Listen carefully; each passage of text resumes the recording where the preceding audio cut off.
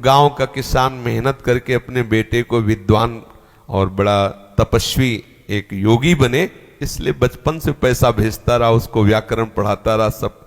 और बेचारा किसान था पर बहुत भक्त था, प्रतिपल नाम जप करता।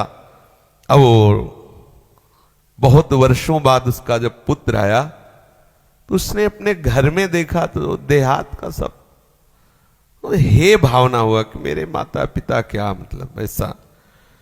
तो माँ ने कहा पिता तो यमुना पार खेत में, वो मड़नी देहात में कहते गेहूं की जो फसल परिपक्व हो जाती है उसमें जो दाने निकाले जाते हैं तो पहले बैल से निकाले जाते थे, ऐसे फैला दिए गए, ऊपर बैल चला दे, वो कई दिनों में 15-20 दिन में फिर कहीं वो भूस और गेहूं अलग अलग हो। अब तो 1 घंटे में वो थ्रेशर में पहले सब नहीं था, तो उसे देहात में मड़नी कहते थे, बैलों के द्वारा उसे कचरा के फिर अन्न निकाला जाता।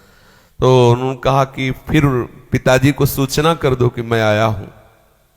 तो उनका बच्चा सूचना करने के लिए तो हमें दूसरी तरफ से जाना पड़ेगा और सीधे तो सामने ही है, और उनको तैरना आता, मुझे तो तैरना आता नहीं, तो या तो तुम बोले नहीं मैं क्यों जाऊं, आप चली जाओ, लेकिन मैं योग सिद्धि जानता हूं। और उन्होंने मंत्र पढ़ करके राख दिया कि आप डालना, आपको मार्ग मिल जाएगा।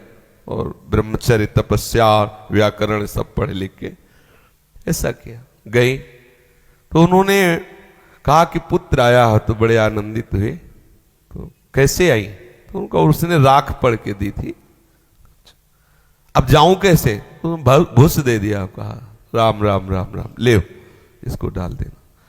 तो जब आई तो भूस डाल के आई, तो वैसे ही हुआ।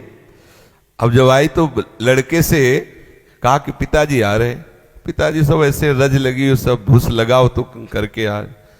तो उसने प्रणाम नहीं किया, कहा नमस्कार, ऐसे दूर, मतलब आचार्य है तुम, नमस्कार।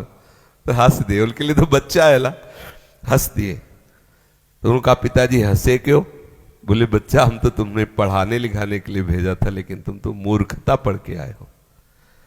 विद्या विनयम ददाति, तुम्हारे अंदर विनय नहीं है, इसका मतलब तुमने विद्या का अध्ययन नहीं किया। बोले कैसी बात, किसी भी शास्त्र से कुछ? बोले ये अहंकार है, विद्या नहीं। विद्या का प्रभाव है, वो नम्र और विनयशील हो जाता है। ये शरीर तुम्हारा पिता है और तुम नमस्कार बोल रहे हो, ना तो झुककर मस्तक रखना, ना ये तुम्हें लग रहा है ना कि पिता गंवार है, किसान है, और मैं विद्वान व्याकरण पढ़ा, लेकिन इसी किसानी और इसी गंवारपने से तुमको विद्वान, तुम्हें विद्वान बनाया, तुम्हें वहां भेजा, तुम्हें इतना पता नहीं। तो उन्होंने कहा माताजी से कि माताजी जाने के लिए तो हमने राख दी थी, आई कैसे? बोले पिताजी के भूस देने से। तो उनका पिताजी आप में ऐसी कौन सी शक्ति आई, हमने तो मंत्रों का अनुष्ठान किया है। बोले बेटा सच्चाई से भगवान के द्वारा दी हुई किसानी करता हूं, आए हुए धन से, अन्न से, संतों अतिथियों का सेवन करता हूं, नाम जप करता हूं, मुझे उसके प्रताप से सब पता है कि तू क्या सोच रहा है, क्या करके आ रहा है, सारी सिद्धियां उसको प्राप्त हो, किसान है। श्री रैदास जी महाराज माला लेके कभी नहीं बैठते थे, वो अपने कार्य में रहते थे। उनके चरित्र को पढ़ लो, बड़े बड़े सिद्धों के भी दिमाग ठंडे कर दिए अपनी सेवा पद्धति से, अपनी सेवा। तो जिसको जो सेवा है वो एक गृहस्थी की अपनी सेवा करता हुआ भजन करे।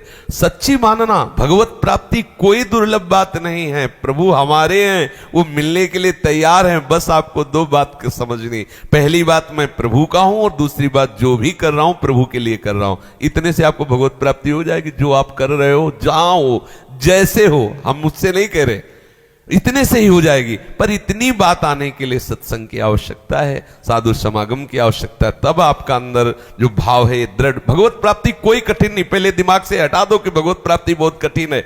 कठिन वो होती है जो हमारा ना हो। प्रभु हमारे हैं, प्रभु हमारे, मेरे हैं, मेरे और प्रभु के बीच में बिल्कुल अंतराय नहीं।